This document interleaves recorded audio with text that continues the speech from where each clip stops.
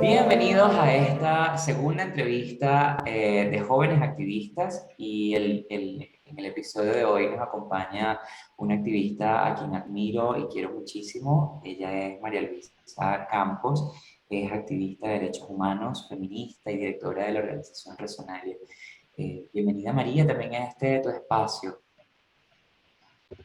Muchas gracias, Luis, por esta invitación. Me siento honradísima y feliz de compartir esta conversación contigo, porque creo que nos va a permitir acercarnos un poquito más, que también está en mis metas, ver cómo me acerco a gente maravillosa también que admiro y que quiero tener más cerca este año.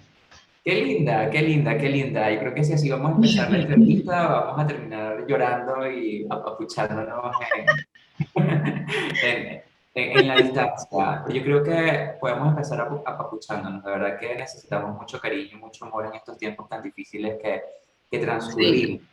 Y María, me gustaría que empezáramos esta conversación hablando de la parte más humana, ¿no? Porque, a ver, el activista hace muchas cosas, hace mucho trabajo, pero también es un ser humano. Y me gustaría que empezáramos hablando de la María humana y de cómo es que se motivó o cómo es que está, de dónde nace esa motivación para hacer activismo social en Venezuela.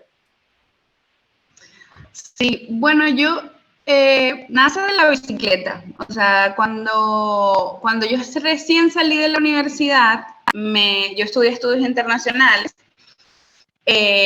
Fui a un picnic y me encontré unas amigas que iban a un picnic con bicicletas. Y yo dije, ¿por qué yo no tengo una bicicleta para moverme en Caracas? ¿No? Yo soy de Maturín, como que hacer un grupo de amigos me costó bastante por ser de otro lugar, y encontré en esta gente que hacía picnics, que se llamaba Ser Urbano, un grupo chévere de amigos. Y fui y me conseguí una bicicleta. Y cuando me conseguí la bicicleta fui como asumiendo como unos roles en los espacios donde nos reuníamos varias mujeres a rodar. Y de allí empezamos a hacer rodadas, empezamos a organizarnos, empezamos a tener conversaciones también que eran como importantes para nosotras como mujeres. Y yo siempre digo que la bicicleta es como lo que más me ha ayudado a mí profesionalmente, porque creo que cuando nos salimos de la universidad, especialmente tan jóvenes, ¿no? Yo me gradué a los 21. Puede que no tengas una sensación de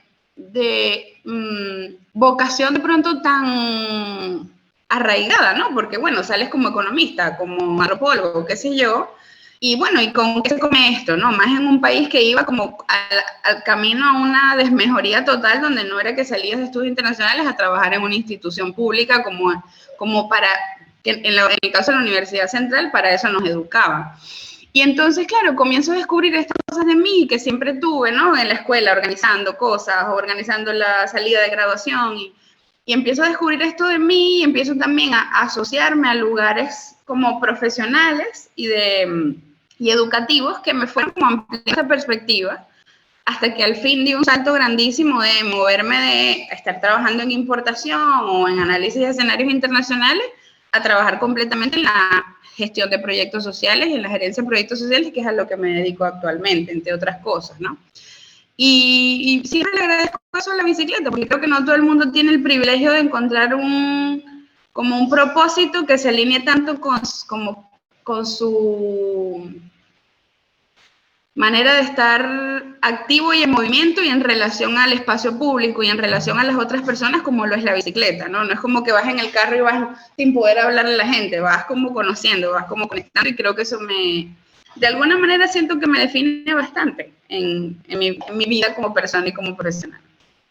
María, y mencionaste varias cosas interesantes sobre la bicicleta, pero ahora quiero preguntarte específicamente, ¿por qué la bicicleta? ¿Qué hay de especial en las bicicletas? Yo pienso que es que creo que a veces quienes promovemos el uso de la bicicleta podemos sonar un poco como evangelizadores así, de esos que no nos gustan, ¿no? Como los memes, como los... Sí. Pero creo que como... Tengo un amigo que siempre dice que a veces las cosas son porque son y no hay que cuestionarlas, ¿no? Algunas de ellas.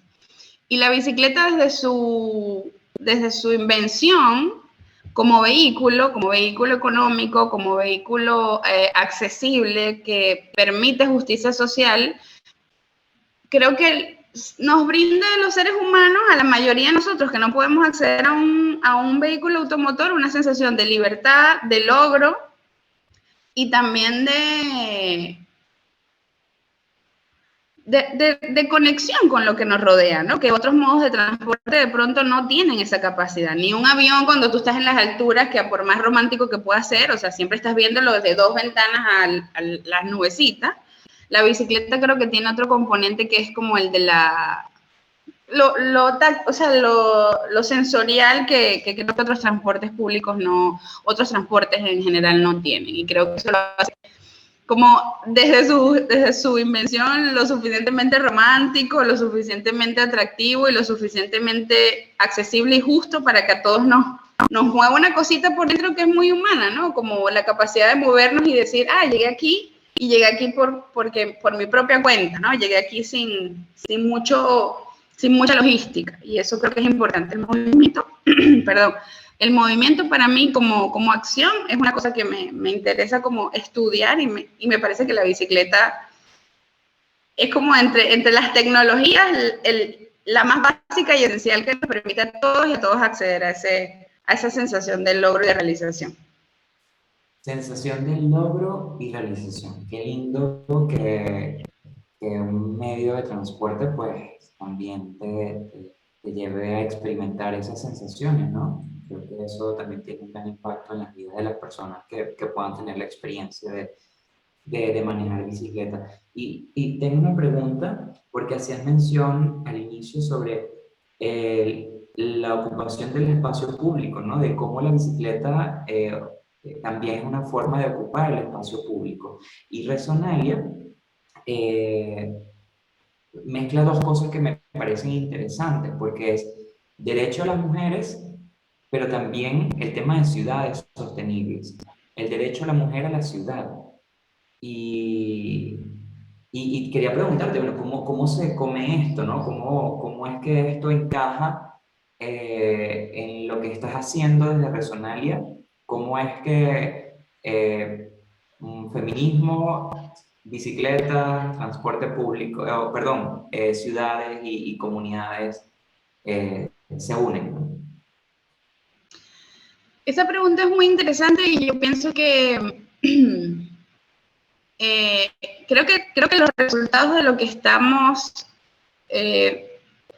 trasladando ahorita en Resonalia desde la investigación-acción son parte de un proceso larguísimo en mi caso, más de 10 años de activismo y en el caso del equipo que trabaja conmigo, también de otros años de bagaje de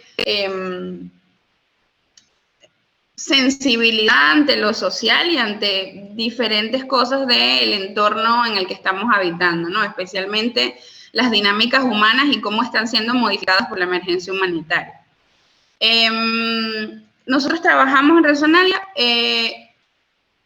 derecho a la ciudad de mujeres y alteridades, y por alteridades entendemos como una gran gama de disidencias y de personas y colectivos que están siendo excluidos del espacio público, ¿no? Hablamos de ancianos, hablamos de infancias, hablamos de personas LGBTIQ+, que están particularmente imbuidos en unas dinámicas de violencia donde afectivamente, simbólicamente, a nivel como de su representación, su personificación en el espacio público las pone en muchísimo riesgo. Y hemos querido abordar eso ahí desde el feminismo, porque es desde el feminismo donde se han venido construyendo una serie de teorías que en base a la reflexión propia de la situación de la mujer en el espacio público, la madre, la mujer joven, la anciana, pues han venido levantando discusiones en otros lugares, obviamente, de la vida y de las minorías, ¿no? Y eso nos interesa mucho porque, claro, como mujer, como activista, las dificultades que viví en el espacio público y que sigo experimentando en el espacio público no son casualidad, ¿no? Son parte de dinámicas obviamente sociales, que sabemos que existe el machismo, sabemos que existe el sistema patriarcal, donde hay una cascada de opresiones hacia abajo, pero también a nivel de infraestructura, y nos gusta meternos en esta revisión de la infraestructura de las ciudades y los espacios públicos desde una perspectiva participativa. O sea, lo que hacemos es plantearnos reuniones, discusiones más o menos públicas donde podemos nosotros desarrollar nuestra imaginación, pero también discutir con personas, ojalá diferentes a nosotros y a nosotros, para poder como llenar esa cajita de conocimientos que tenemos y nutrirnos de las experiencias de los demás, y de eso producir resultados, ¿no? Producir resultados que llamen hasta que no podamos hacer intervenciones muy concretas, a la reflexión de cómo estamos experimentando el espacio público, cómo estamos experimentando la violencia vial, cómo estamos experimentando, ser personas, ¿no? En un lugar público. ¿Estamos pudiendo ser personas en los lugares públicos o simplemente estamos moviéndonos de un lado a otro para subsistir? Y para nosotros esa discusión acerca de lo retraído que está el espacio público en esta circunstancia es, creemos que es fundamental para nutrir no solo las discusiones que estamos teniendo acerca de cómo funciona la democracia, o cómo queremos que funcione la democracia en el futuro en el país, sino también un poco delinear las consecuencias de la emergencia humanitaria compleja, ¿no? Una de esas paticas en las que hemos estado trabajando es el informe que tú creo que mencionaste, que es el informe del derecho humano a la movilidad, y esa patica de la movilidad cotidiana para nosotros es fundamental para darle forma a todo esto, y porque además hemos visto cómo en el mundo humanitario la reflexión de la movilidad está orientada a la movilidad humana, que tiene que ver con la migración, que por supuesto todos sabemos que ha sido un grandísimo drama en los últimos tiempos, pero necesitamos ponerle foco a lo que está pasando internamente, ¿no? Cómo la movilidad o la capacidad de movernos está tan limitada que se nos dificulta acceder a derechos fundamentales como la educación, como el agua, como la salud, como la alimentación o la justicia, por ejemplo. Planteabas una pregunta, María, que cuando te escuchaba se me erizó la piel, y es si realmente podemos ser personas en el espacio público o solamente estamos por allí. Y es una gran interrogante, porque el hecho de ser personas, hablamos de dignidad, de derechos, ¿no? Y la forma en la que se construye y se va consolidando el espacio público, pues también puede permear esa dignidad, esos derechos de las personas, de esas alteridades que comentabas, de las mujeres y de los grupos minoritarios.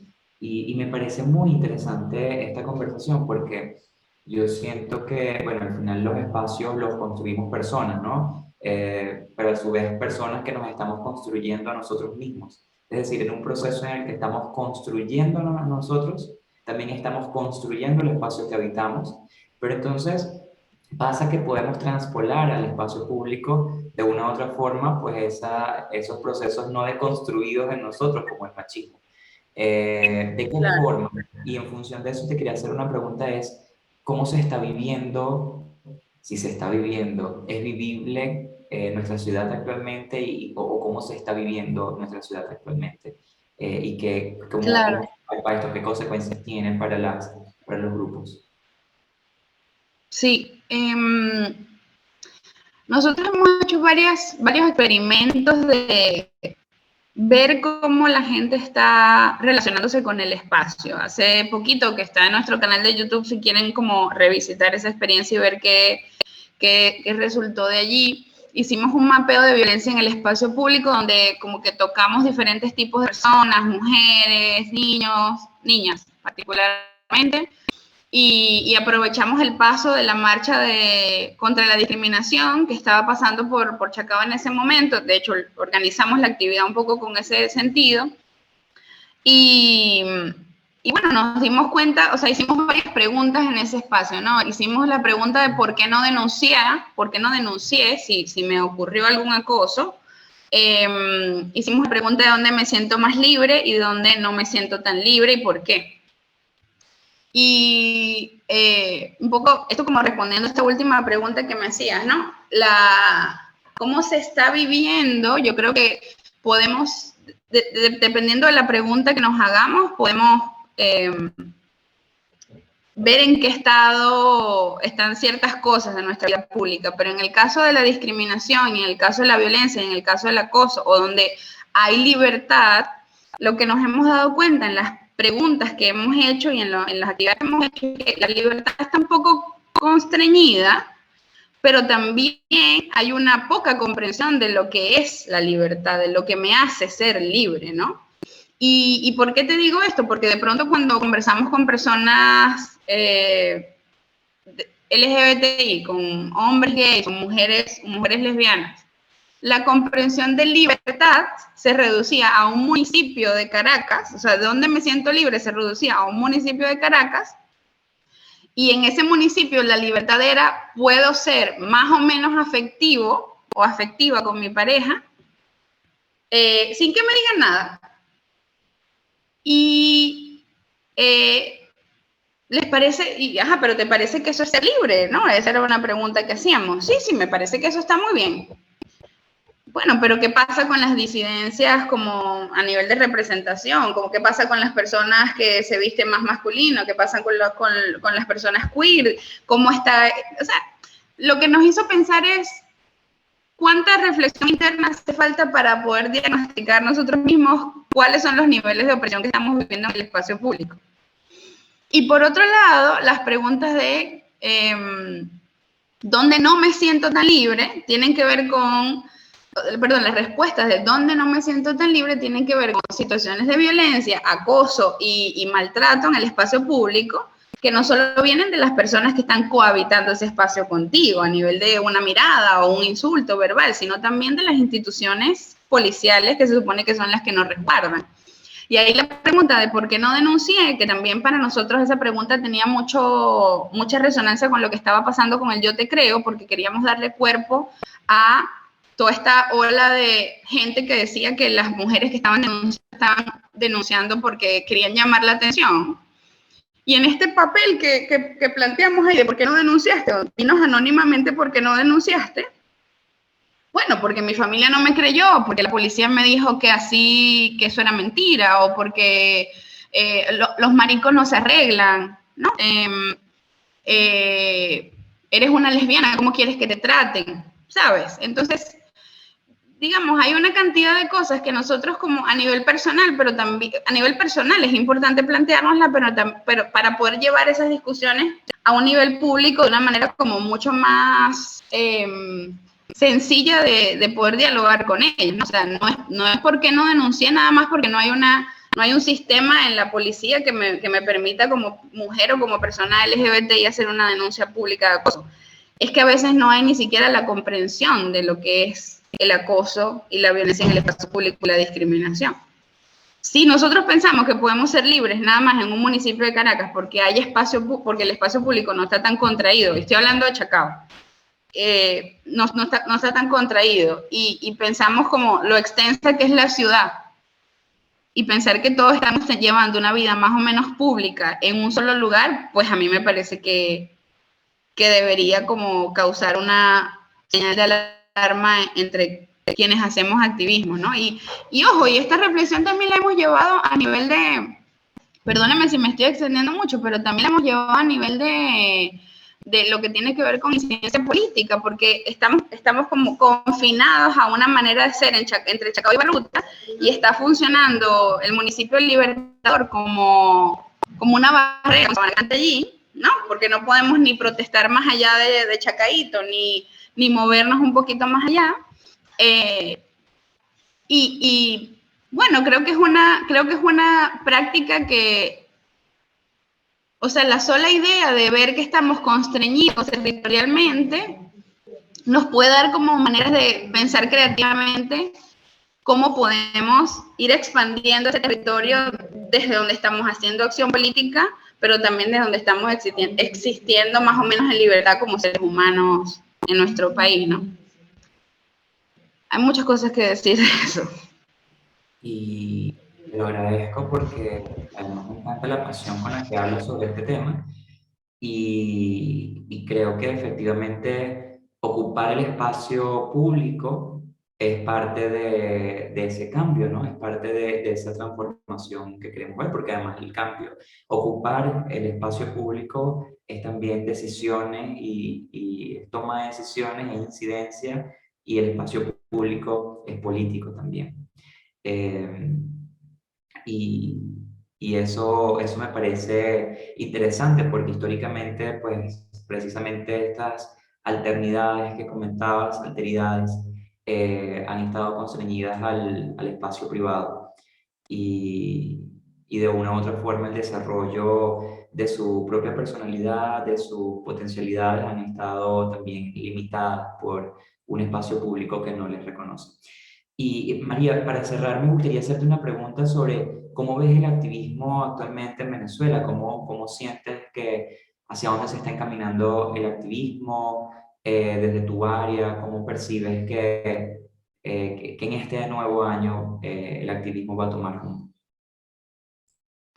Bueno, esa pregunta es muy interesante porque para mí es difícil ver eso con total claridad, ¿no? O sea, yo siento creo que me siento muy orgullosa como del camino de profesionalización que hemos estado transitando. Es decir, estamos activistas jóvenes como nosotros dando pasos como muy certeros en no nada más hacer activismo de la manera que lo hacemos, sino en sistematizar, hacer incidencia en nuestras diferentes áreas, compilar información, compartir esa información y que tenga resonancia con en otros lugares, en otras instituciones, con otras personas, financistas, qué sé yo. Y ese camino creo que nos falta bastante, como la juventud que tenemos como sociedad civil es una cosa que no podemos hacer nada con ella. Y es decir, no podemos acelerarla de ninguna manera más de lo que ya se acelera por la emergencia humanitaria, ¿no?